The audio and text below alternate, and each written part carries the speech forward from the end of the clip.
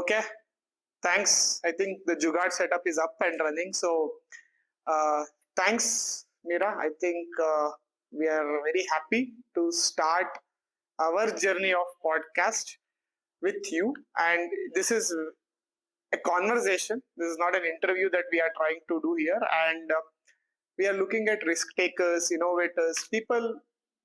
We are looking at people's journey, and we do not want to do it in places where it is like an interview in a studio space. We want to do it in real places with real people who have seen it in real life. And we are very glad and thank you for being on our show. And before we start, Mira, so a quick overview of what is Zishta for the common man. Your products is for the common man.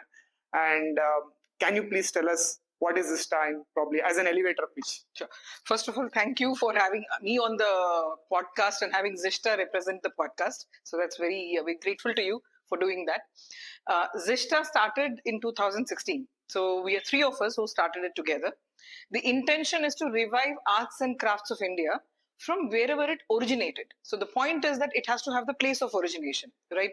Kumbakonam is known for Iyachomba, or Kutch is known for bells, or Manipur is known for pottery. So each place in a particular village is known for something. We want to bring that back, thereby reviving the artisans and the artisan cluster. So that's the intention of starting it. And what we said is our vision when we started is anything traditional. People have to think Zishta. Right, it could be how to make even if you're not playing in the product space, but if it's a traditional information, say how to make a kajal at home, which my grandmother used to do or my mother used to do. Today that's a lost knowledge. So even if it's a knowledge which is not monetized, even for that people should look up at Zishta, saying that okay, if Zishta says something about traditional knowledge, it's authentic. And that's where we started. That's the starting point for us. Each one of us came together in a different perspective. So Archish and I were colleagues in corporate world, and Varishta came through Archish. So that's how the three of us came together to start a journey in 2016. Mira, tell me one thing. It's a very interesting thing, right? You were in Bay Area before. You were in US before working in corporates. Tell me, like, for someone who wants to start up, see, it's not like a cliche interview where we talk about, hey, this is where I went wrong. It's not as dramatized, right? Startup world. What is that moment where you said, like, let's forget everything. Let me start this start journey, because you could have done a lot of other things in life. So I have been in corporate for 23 years, right? So I am born and brought up in corporate. I'm a very corporatized person because from 21 years I was working in corporate. I have no other exposure. I do not come from a business family. So for me, until I started Zishta, very frankly, there was neither a passion to be an entrepreneur nor an intention that I want to be an entrepreneur. It was never in the thought. So I am a surprise entrepreneur, very frankly speaking. I think this thought of starting something like Zishta must have been seeded over the period of my growing up life, is what I would say. I lived in tier 8, tier 9, tier 10 and villages in my entire growing up years. My father was a banker. So he was transferred once in 10 months, once in 1 year, 2 years. We've lived in the smallest of the villages. I've never lived in a city. So my first exposure to a city was Chennai when I started my first job in Hindu newspaper. So probably the way we were grounded when we grew up, maybe there was a deep-rooted connect is what I would say. Looking back, I mean, it's more retrospective, right? And my father used to take me to all his clients. His clients would be farmers, would be owners of mango orchards, would be miners. So he would take me as a child. When I say as a child, maybe when I was in school, he would take me, I would just sit there bored, and he would show me how mining happens, how mica is mined, how granite is mined, how they do business on mango orchards. And of course, I had no interest in learning, but I think as a youngster, it was so boring, father dragging me everywhere. But I think all those has rooted me is what I would look at retrospectively. Corporate gave me a wonderful opportunity to learn a lot of things, gave me the fantastic exposure. But somewhere the grounding continued to happen through my father, and the credit goes to my father because when he was 70, now he's around 81. When he was 70, he took me to every village and he asked me to make a note of it in a diary saying, this place is famous for this halwa, this place is famous for this mat. So he made me note down things saying after his generation, his worry was, this is like almost 11, 12 years back. He felt after his generation, all this will go away. and he just didn't want us not to have the knowledge. So basically, he said this to me as knowledge. But as all this came together and we were discussing about some business ideas, we were looking at rural marketing, rural tourism. Somewhere we got connected to rural, and we did a road trip to the artisans in multiple places in Tamil Nadu, because basically our mother tongue is Tamil, so it's very easy to connect there. And once we saw what was happening, I think that was the moment we said, this is what we want to revive back. This is the socio-economic status of the artisans, the craft that is so enriched in our culture, which is being lost. I'll give you one example: the Sengote Dosa Kalla, which is very famous in a village called Sengote. When we went for the interview, there were 4 of them. When we started Zishta, there was only 1 person. Even in that gap, 3 people left their family work and moved on to something else. So that was the speed at which the crafts of India was getting lost, and that is where we stepped in. And we said we were very passionate about it because we felt for the craft, we felt for the making of it, the effort of it, and that's how we decided that this is what we want to do as an organization, and that's what we want to start. Wonderful, Meera. See, what I felt when you told this story, right? There is a sense of upbringing where during your upbringing days, there's an influence of your father when he used to tell you those things of writing down, right? I always believe a good founder or a founder who is passionate about a topic. Again, from my experience, also, I think we are always in a toxic relationship with our own dreams. I believe. Why I use that word is because there's a lot more to it than just the passion. But the passion is what drives you. I think we have been doing this for now 8 years. And when I look at these items here, right, and when you talk about the stories, the item reflects the story when you connect to it. And in a world where EBITDA or your P&L matters, right? We'll come to that. I think we have 4 segments. It matters. It still matters. We'll come to that segment. But I think the founder's cliche is right. That's what I call it. Will come with the passion, and some people let go of it or have forced to let go of it. And it's a good journey that we have started off as part of this conversations. And I think we'll take it further. I think here is where I would like to start segment 1 of our conversation. Again, I have to do this because it's also for the understanding of those upcoming entrepreneurs in rural India or the startups in our tier 1 itself. There are a lot of my friends, your friends, or the people whom we are surrounded with, right? They want to do it, but they don't know where to start with this. So for me, the conversation with you is more of in terms of that digging into that, like where it started. It just cannot be told in a statement, right? Like you said, it started as a journey. So each of us have our own points of enlightenment, trigger, or that, okay, let's screw it.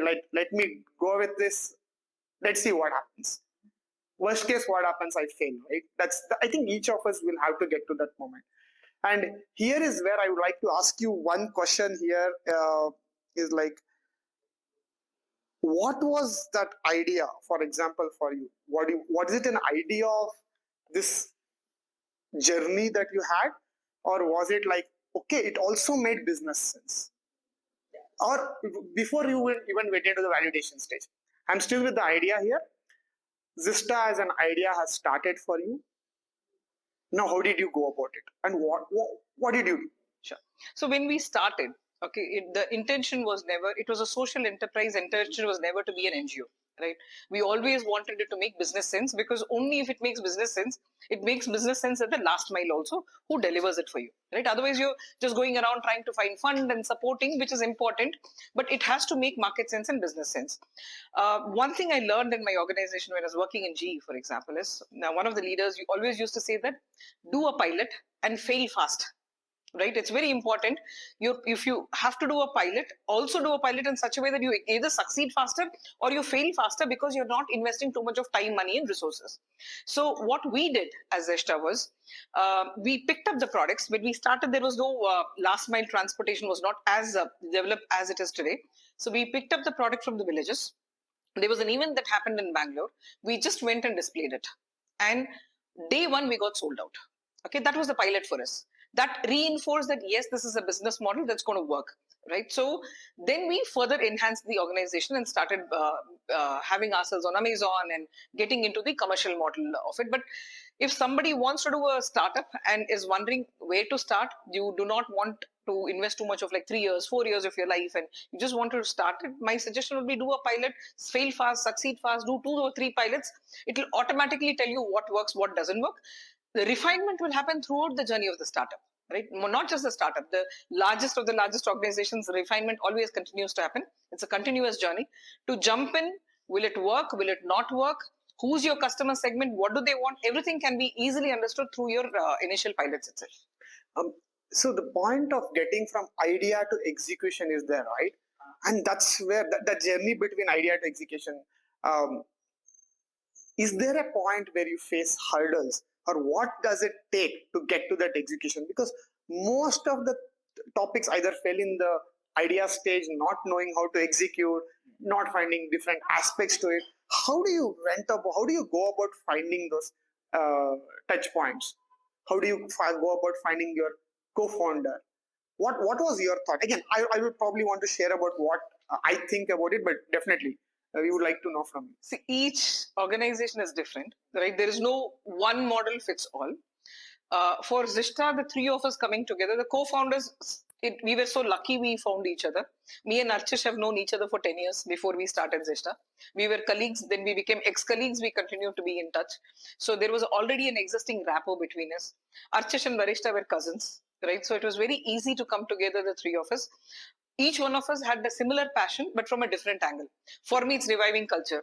For Archish, it was about sustainability. For Varishta, it was about making a social impact. At the end of the day, all the 3 vision came together for Zishta. Right? There are people who have, co-founders come together because you have multiple skill sets. Right? I mean, there is organizations where somebody's strong in marketing, somebody's strong in finance, somebody's strong in some operations, and you come together.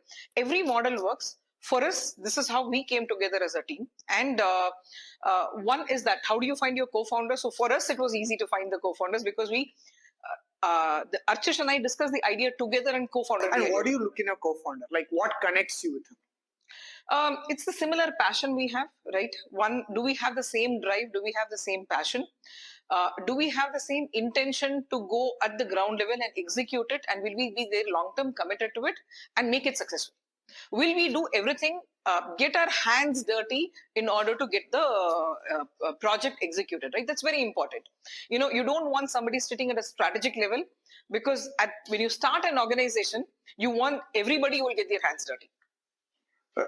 Very interesting. And I had a similar experience when I found when we got together. Me and Adib comes from a very different culture, but we got along very well. And there was this connect, right? I feel that connection happens. Or when I met a Janardhan or a Dilip or a Sunil, so there is a connection that happens. And for me, for you, it started with a passion from when you started in your this thing. For me, it's this connection of the ecosystem. Or some of my friends here and people who are going to be part of our ecosystems or already are part of a different ecosystem that we are building. It's about the connections.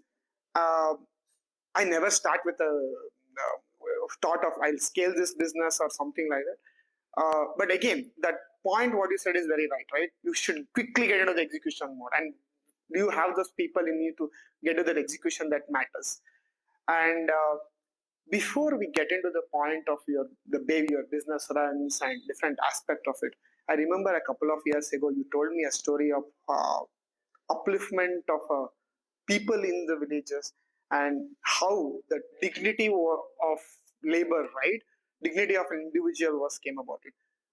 How important is it for you when you have started something like this? It's wonderful when I see your startup here.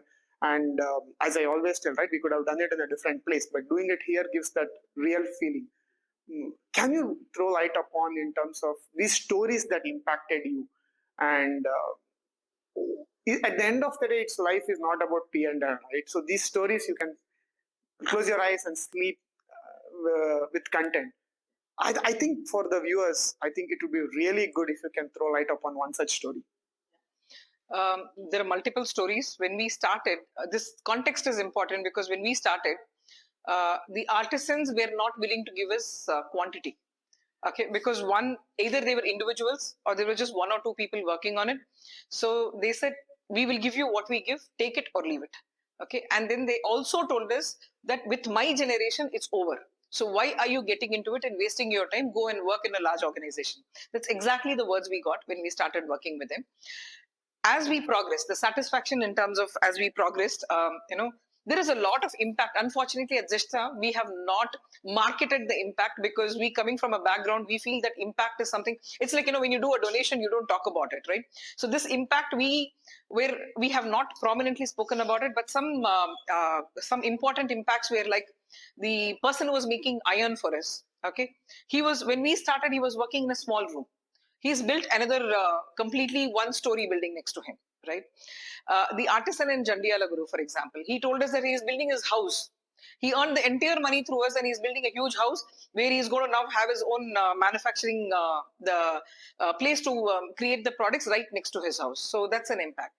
The other artisan who told us was that he has 3 children. His third girl child did not go to school, and thanks to us, he sent her to school. It was in a casual conversation, right? He said, thanks to you coming on board, we are sending her to school. Or the one you spoke about, for example, is the artisan coming back and saying that aapke pehle people were treating us like laborers. Now we get the respect and dignity for the craft. You treat us like a real craftsman and artisan and not like a laborer. See, the reason I said all this is the impact is in multiple ways, right? Somebody is able to build a house. Somebody is able to send their girl child to school. Somebody feels that, that ego connects, saying that, finally my craft is appreciated and I am able to actually talk to the world about my craft. And I'm not just given 150 rupees per hour as a laborer to say that, okay, parat bana do. Okay, 150 per hour, and then I'll give you so much. That's not how you're treating. So each one has an impact. The bigger impact, I would say, these are, I would still call these a smaller impact. The bigger impact is the next generation coming back. The next generation are all educated. They are engineers and MBAs. They are coming back into their father's business and they want to make a bigger impact in this craft. And so it gives us the satisfaction that this is not going to die any soon. Right. Uh, Meera, see, this is where, right, I come back to, I think we have a second segment about the founder moments. But before we get into that, what I was looking at was in terms of how we could look at in the age of AI, generative AI, where it's always that Me Too startup moment, right? I used to do this series called Leadership Talk series sometime back. It was on one of the digital platforms in Singapore. And the whole concept of this Me Too movement, there was something in Western world, we replicated this, but there are so many problems like in the traditional space that can be solved. When I look at some of these stories, what you said, right? In spite of all these things, it's very easy to get overawed by the situation. Hey, I'm helping so many people. But at the end of the day, for this entire ecosystem to sustain, right, you need to still have that razor sharp focus on what is that problem that you're going to solve. Is this problem scalable enough? So when you look at all these aspects, this is where I would like to stop the first segment where you told about your story and get into the next segment where we talk about the founder moments. And here is where we would like to understand, as part of the founders moments, how we could look at, or how did you look at, first to start with, the business what you are running in comparison with the world, and next, how the startups, the upcoming startups should look at it, and in this space, in the next 5 years, what do you think is that could be the next big thing? Today we are talking about this Makhana startups coming, about organic jaggery. Everything is on organic. And when you talk about agri-tech, there's a pattern to it when I see it, right? I'll come to the VC part of the ecosystems, how they would look at it, but there's a pattern to it. I always believe, having not been a successful, having not been successful in some of the businesses in the past, my learnings have always been around razor sharp focus and, like you talked about, executions, looking at what is the scale point. Every day, me and my co-founders talk about what is the scale point, how is the problem statement going to be executed. So these are some of the aspects that we look at. And here is where I would like to start segment 2 of the founder moments. And couple of questions to you in this. We are like the Uber of X or something like that. Have you ever thought of pitching Zista like this? Or it's always been like, no, I'm creating impact here, I'm trying to do this. But end of the day, let's be fair. Everybody wants to scale. We want to see, you need to have money to pay for your associates and you need to run a business. So have you ever thought about on these lines, or you are like focused on, okay, let's do this for so many years and then look into it? You're talking about scale up from a scalability perspective? Scalable value. We are like the Uber of something. We are going to be a platform. Now we have done this. Have you ever thought on those aspects? I said anything traditional, it has to be Zishta. Right? The Uber of traditional arts and crafts of the country, right, which has been revived by us. So if you want to correlate it, that's what we wanted to do as a vision. Since we have been bootstrapped even till today, and it's our own money, we don't believe in cash burn. So hence you have to ensure that you bring in the right products at the right time, launch it the right way so that it generates revenue for you. Right. So that's the way you focus upon the business. Yeah. See, a typical well-funded, and this is some of my investors say this all the time, like more the money means it's not, you're not going to have the hygiene. So raise only as much is required for this specific point of time. As a bootstrap startup, I think you know the hygiene better than anyone else. When you see so much of millions of dollars being raised, so much of burn rate, still not profitable, is it not somewhere you will feel like, hey, should I not go and play that game? Because it's been 8 years now. Do you ever get that feeling, or you stay focused, remove the noise out of it? We frankly remove the noise out of it. Okay, so we have never been bogged down because somebody else got funded. Okay, somebody, so they're getting a lot of marketing around it, saying this brand got funded and they're everywhere. What we definitely miss is the advisory part of it more than anything else. So when we need funding, we will definitely be there. The part is that we cannot ask for funding. See, it's taken us 8 years to build the market. Today, whoever is in this space is able to get funded is a lot of effort that Zishta has done, because we have created the market. You have to create two sides. You have to create the supply side and the demand side, and that required effort. The Iyachomba person, if he is able to make only 20 in a month when we started, who's going to fund us? Today, I can make 500,000 in a month, right? I had to take the market to that level from the supply side and to take the demand side to that level.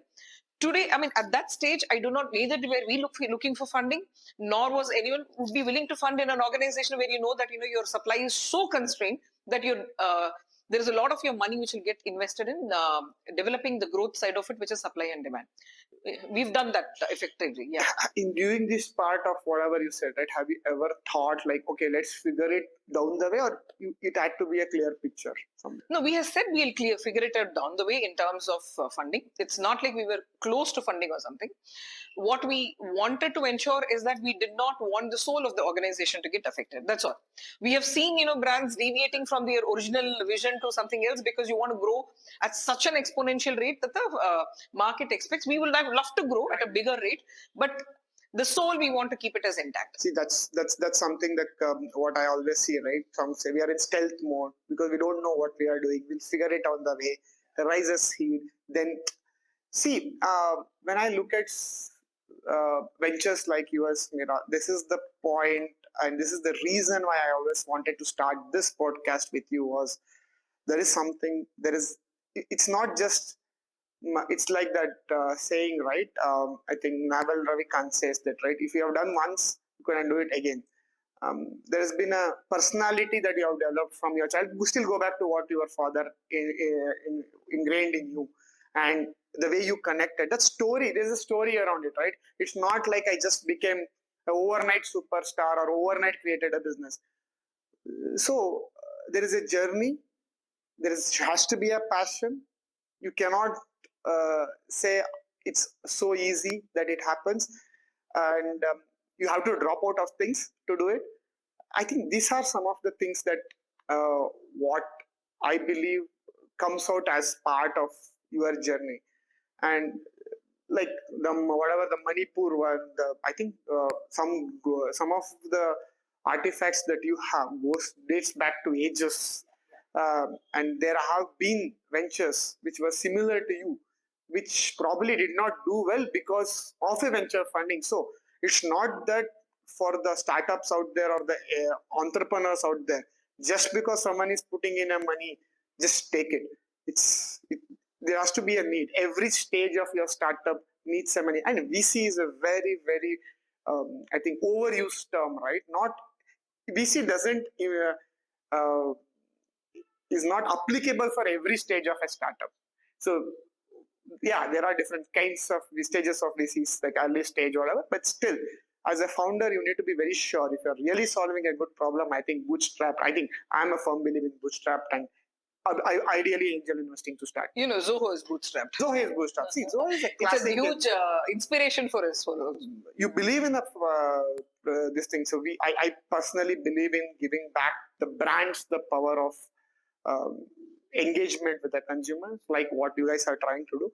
And you believe in a specific problem, you have to be passionate about it and move on. Otherwise, there's no way you're going to succeed. It's about sustaining over a period of time, and you have done it in terms of just not about raising money, right? And newspaper line items. So on this point, what we said from the start, we learned all these are from some great leaders we have learned in our corporate life. Okay, to quote our CEO from G, for example, he would always insist that cash is the key. Okay, so when we started Zishta, we always wanted to ensure that we are cash positive, because only then you can play the game there.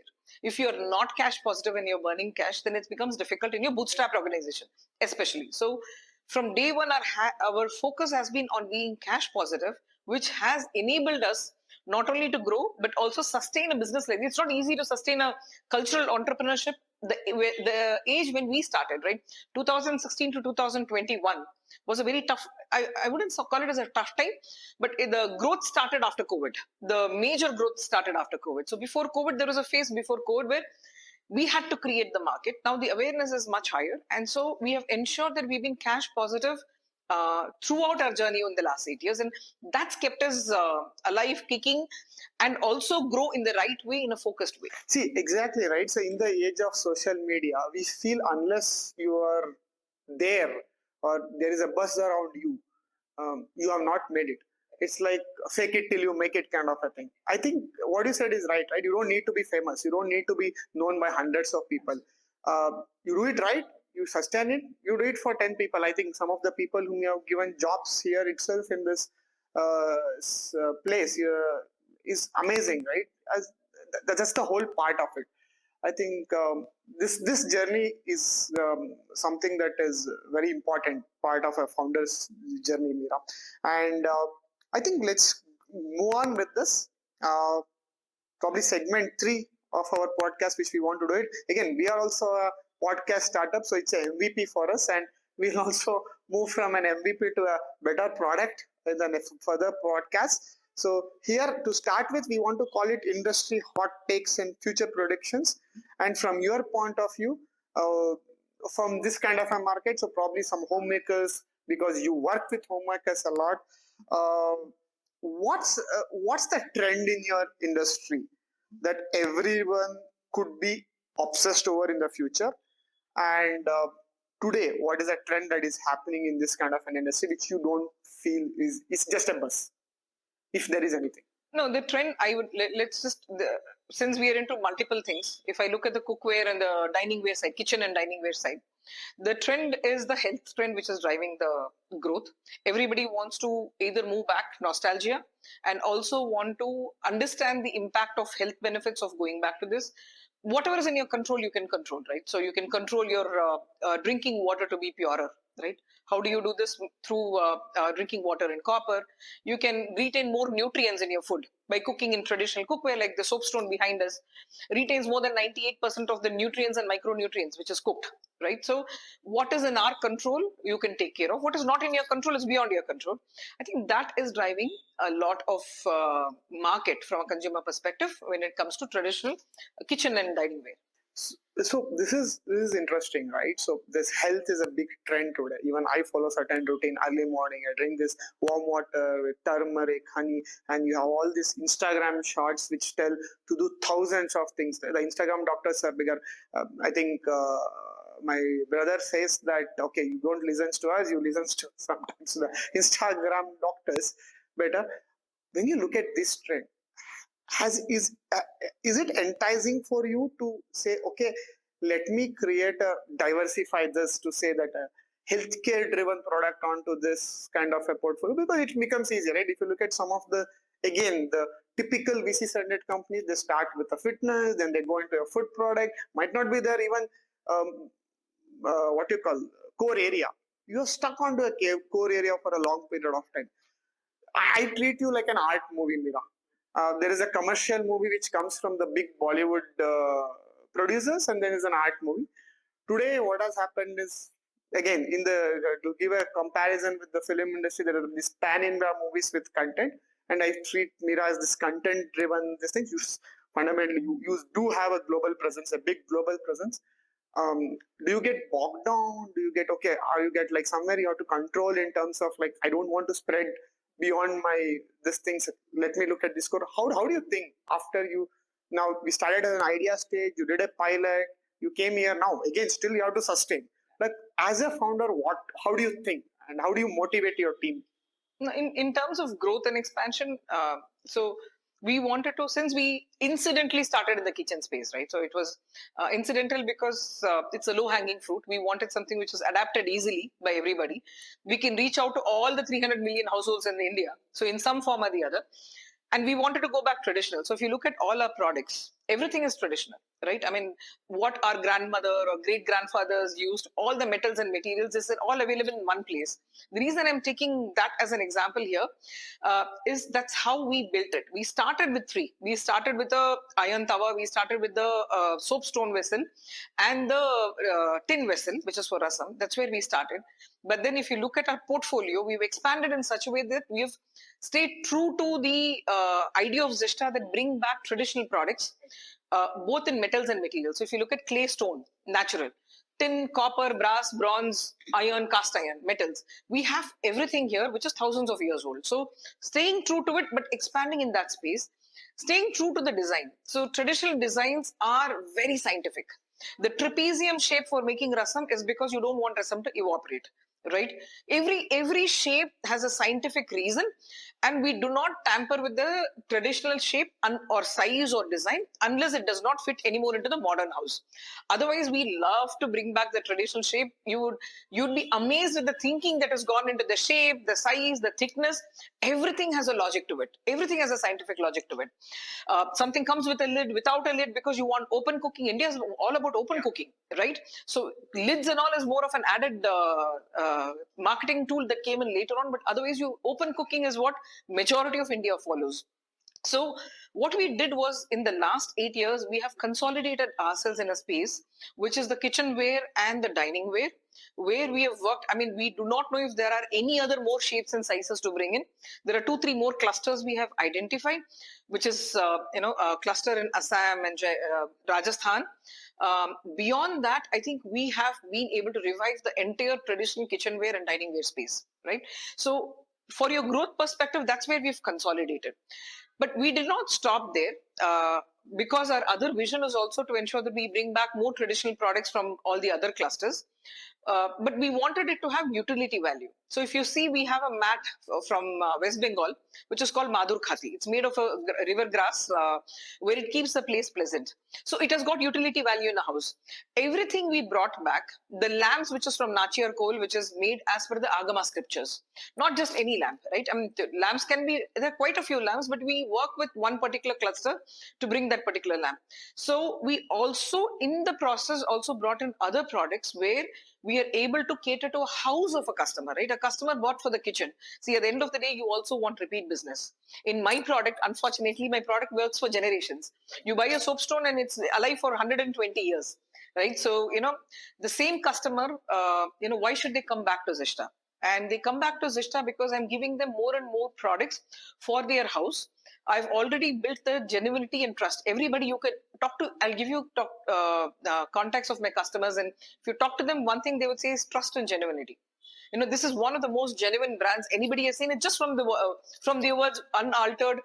Many people have spoken to our customers. As the only thing that keeps coming out is trust. If it's Zishta moved this out of their portfolio, so I am skeptical. I will not buy it from somebody else. Yeah. This is a statement because we moved one of the bronze category out of a portfolio due to quality issue, and so many of them came and said that you don't have it, then I'm not going to use it. Then we said no, whatever is with you is fine, but whatever is coming, we found quality issues, so we are not doing it until we rectify the cluster.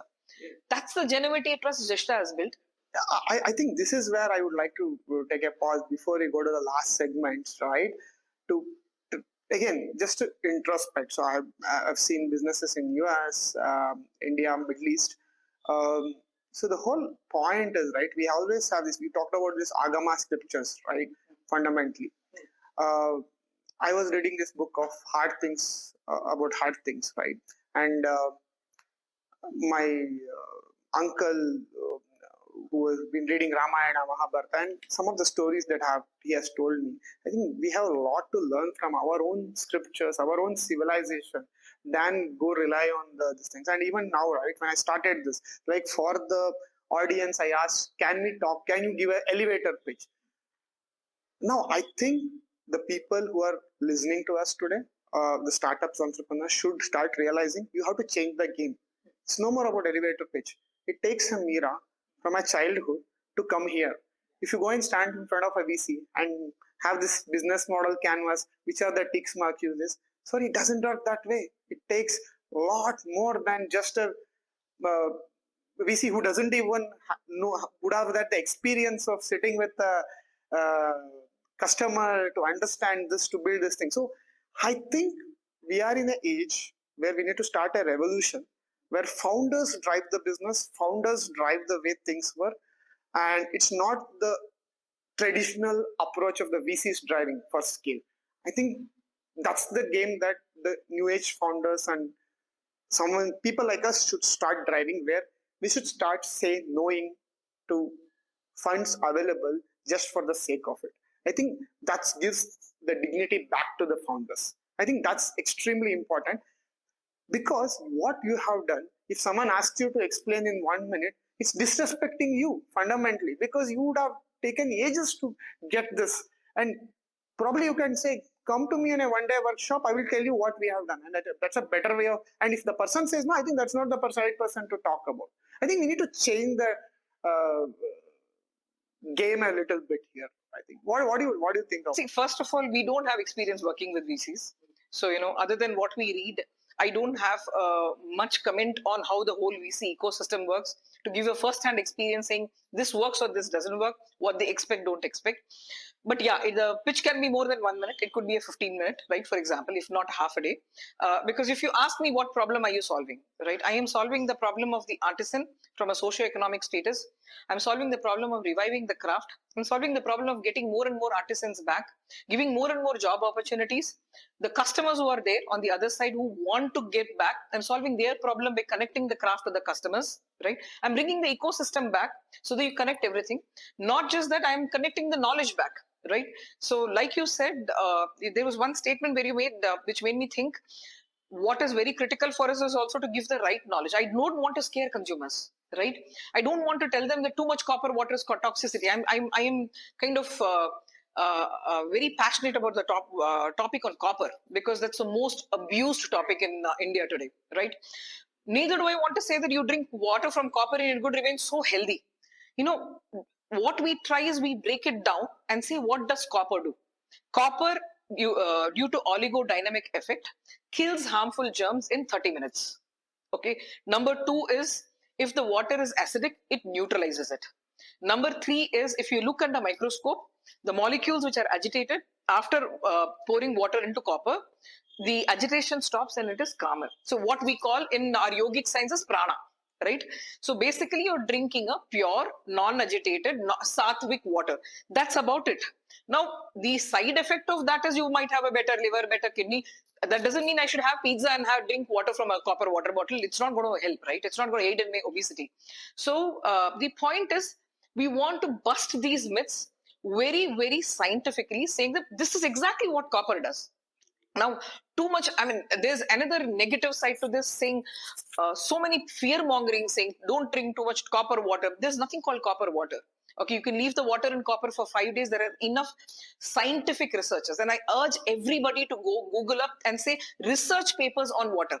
People have done researches on water and copper, brass, bronze, steel, glasses, and this is the knowledge we bring out because people understand that it's an informed decision. Neither there is a fear nor there is an overuse and abuse. I don't need a copper bottle with me as I travel in my car. It's a very not a practical solution. Number one. Number two is your hand has to go all the way inside to clean. Otherwise, the green patina formation will cause poisoning. People vomit, right? Because you can create stomach infection. So there are certain things one has to understand without being scared, without being excited, understand factually, and this is something we work towards. So this is my elevator pitch. So the elevator has to go up and down 100 floors a few times, but this is exactly what Zishta does, and we are very passionate about what we do. This is wonderful, Mirasi. This is exactly what I mean by right. It cannot be 2-3 statements as part of the fixed template, right? So, Meera, in the last segment, founders advice, what I call it, right? So, I'd like to ask you a question regarding what would be that advice that you would want to give your younger self of Meera if you were to restart Zista again? What is the learning that you have learned now? If someone wanted to start something similar to Zista, would have done differently?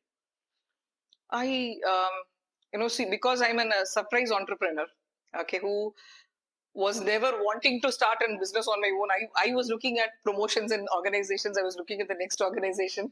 So that's where I was going towards. One thing is I always felt that, we could have started it much earlier. Right.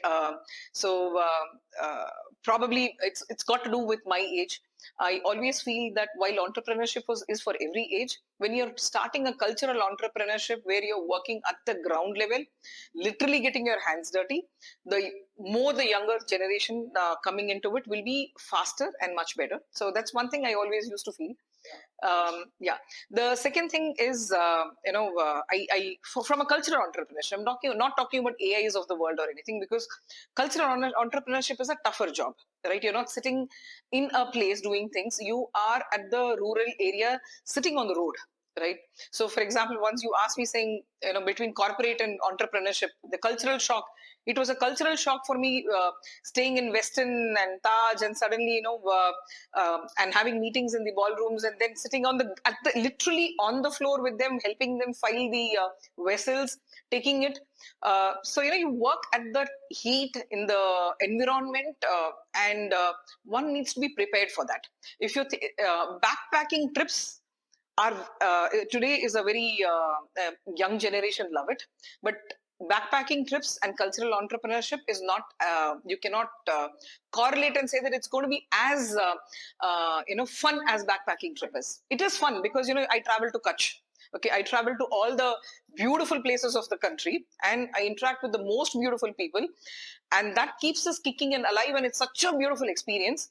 But then the other side of it is the hard work one should be prepared for it. So I think I always say, right, it's not about the likes and the shares or the making it viral. It's also should be associated with the purpose. And I think probably there will be few people who would get inspired from you to take a different journey from what they are doing, because there's a narrative in the social or digital platforms where people feel that is the way of life. And I think that's what would you think would be the biggest mistake, not necessarily biggest mistake, not for the sake of asking, but what would be a one mistake that you might not want to repeat it if you were to start again? If you were to start again, we started our website quite late. Okay, so we started on Amazon, and almost 2-3 years down the line, we started our own website. And if I look back, I think we should have started it on day one. We lost that number of years because the reason also was we did not have enough supply. So we also had to control the supply. So we were so much focused on the supply side to build that, that it took us the first 2 to 3 years of our effort was spent there. And so maybe we could have been, a lot more digital savvy, because even Instagram, if you look at Instagram, I took over Instagram sometime in 2020, right? Until then, the Instagram existed with 500 followers. Today, we have got 2.5 lakh followers. But until then, we never focused on Instagram. I think it also comes because both me and Achish come from B2B experience, right?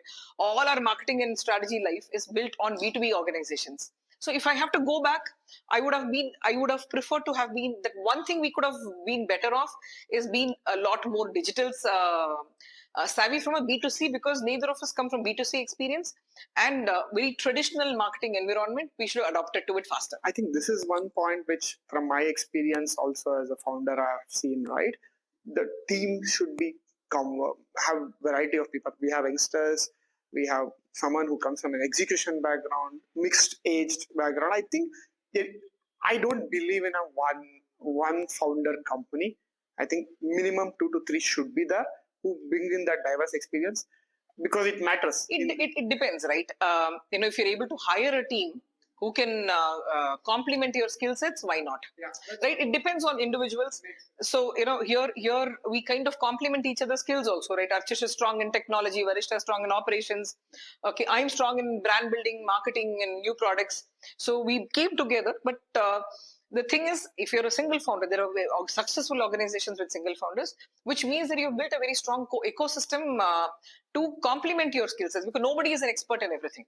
And you need somebody to complement you. Yeah. So, Meera, I think just to round it up, right? Couple of things about your personal take on a book or a podcast that you follow or that changed your life. It's again not sounding it dramatic. That helped you. I would put it that way. Why change your life? Nothing of that sort. To me, it has all been my people I have worked with in my life. Okay, and those were the moments that have changed my life. Some great leaders I've worked with, be it in all my organizations. So many of them have inculcated so many learnings in my life, and I think that has helped a lot in Zishta. And how do you think, right? You introduced me to one of your colleague. I don't think he's from an IIM or a Harvard MBA, but he does some great business for you. And somewhere that personality, right, to identify right people becomes extremely important as a startup founder or a leader, be it a corporate leader also, right? Not going by the resume or something. I personally don't go by resume as well. Do you think the upbringing part of as a founder helps, the humility, the empathy part of it, or this can also be learned? No, it's not an easy answer, because you actually learn it over a period of time. Even see, life is very different in corporate because you're supported by a huge ecosystem to hire the right people, right? Not only that, you're supported by a huge budget also to hire. So here, neither do you have the ecosystem nor the budget. So it's more of you learn through your mistakes, because a person like me who comes from corporate is expecting a corporate kind of a person to come into the organization, right? It also took me learning over years, saying it need not be a corporate person. We have recruited people who have been homemakers, women who have been homemakers, and they have transformed the company, because when they tell the customer, they have been in customer experience team, and when they tell the customer, add this, do this way, and you get a strong decoction, we are talking from experience. For our product, it worked wonders. But if you tell me in the first 2-3 years that will work, I would not have thought about it, because for me, recruitment is about a proper resume and everything. So to me, it is also a transformation I had to go through, and it is a learning transformation I went through. Now, see, this is one more thing, right? So again, I treat it. I'm specifically and purposefully not asked any specific questions on women entrepreneur or something, because I treat everybody are equal here. Probably you are better than women or better than men in a lot of aspects. So why distinguish that? So I don't believe in this distinction. So I didn't want to ask any specific questions related to that. Because what you have done, I don't think a lot of men could also do it. So it's equal. It's equal. So what you need is the right brains to do it. So and effort. It's about merit, and it's about intention, the passion. It doesn't just distinguish. Should not get distinguished with gender. Yeah. What is your? Do you think there should be something called as a founder's aura or something, which is important to be developed or cultivated over a period of time? And you would like to throw upon for the audience as part of a last question, or as this thing in terms of what is that founder's superpower that you feel that drives you even today when you wake up in the morning? I had one of my friends who did a pretty successful startup. He says, I can pitch a story even if you wake up middle of the night about what I'm trying to do. So what would be that thing that drives you on a daily basis? Because you would have faced people who would have rejected your idea outright, like you said about some of the artisans who rejected it. You forget funds rejecting it, even the customers sometimes reject you. What do you think that would be? No, it's the multiple things that drives. Despite being 23 years in corporate, the learning in the last 8 years has been phenomenal, right? So I've been in marketing. You learn HR, you learn working capital management, you learn inventory management. You know all this, okay, but only at a certain distant level, which is required for your function. Suddenly, you're learning everything. It was very exciting to learn everything. It is exhausting also sometimes because if you're taking time to learn, it's quite exhausting. But if you're not taking so much time to learn, it's extremely exciting to learn everything. A lot of things that you've been taught as well, right? Be it in terms of cash management, or be it in terms of even as a marketer, product lifecycle management, or so many things you've been taught in corporate, and then you actually realistically experience it in a very close environment. It's very different when you do your own organization. That's pretty exciting to come forward to, look forward to, etc. The other thing that actually makes me very excited is, very frankly, my artisans. Okay, I love to. Tomorrow, I'm going to one of these states, Orissa, week after next, and you wouldn't understand the kind of excitement I already have. That gives me a lot of excitement to work at that ground level. I look forward to it, interacting with them, bringing it back. I love it, right? Away from, I'm a philosophical person, so if you ask me, the only book I have read is this Apprentices of a Himalayan Master of Shriyam, and rest I'm reading it. I think the next book I'm reading after that is this Hard Things About Hard Things. And when you tell, right, away from this digital mediums, detoxifying from that, when you talk about the passion that you have with your customers, I think that will survive and sustain you for a long. I think your obsession with customer, right? I think we talk about this in MBA schools. I think these are the lessons that the next generation of entrepreneurs should learn. I think. Thank you very much, Mira, for this. And again, as I tell you, right, as our advisor for this podcast, this thing, Manjunath Hebar told. So we wanted to do a setup in a studio, and it was a rich man setup. I think they charged a bomb. So we did this jugaad of these things, thanks to my friends and colleagues here. And I think, thank you very much. I think we conveyed the message. We'll have you back in a roundtable as part of our storytelling, what we are trying to do for Bharat. And as entrepreneurs of Bharat, we are very much thankful for you to tell your story and tell it with that the way you told it, right? I think that will hit a lot of people in this audience. I think people who would be driving back in the traffic, probably they might get inspired to start a startup, quit their jobs. We have heard stories of people dropping out of colleges. That's another thing I always say. People drop only out of Harvard and Stanford. Why not from a Bangalore college or some village college? So that's something. I think there is a change of. On this one, we have inspired several people to do a startup similar to Zishta, okay, who are our competitors. It is Zishta inspired. Two of them have told us when they started, they approached us and said, we started because we got inspired by you. Okay, so it is true that Zishta has inspired quite a lot of competition in the market, and no regrets, because you're building the entire ecosystem. Yeah, that's right. And that's very important to build the ecosystem. For me, it's an ecosystem play. How much of employment you can give, and it's again, right, building a Bharat or building a nation is about generating more employment, and it's for me, it's a 24/7 passion. And let's not get into the hourly work debates, but it's passion that drives. So I think, thanks, Mira. I think you can watch this podcast on Zishta channels and Entrepreneurs of Bharat channels. And thank you very much. And probably a product tour of this store would, and then we could wind up. Thanks, sir. Thanks. Thank you so much for having me on this podcast. Thank you. Thanks. And then let's move on. All this inside this, they used to make rice in this. So the inner vessel is also used for cooking, the lid is also used for cooking. Everything is, you can use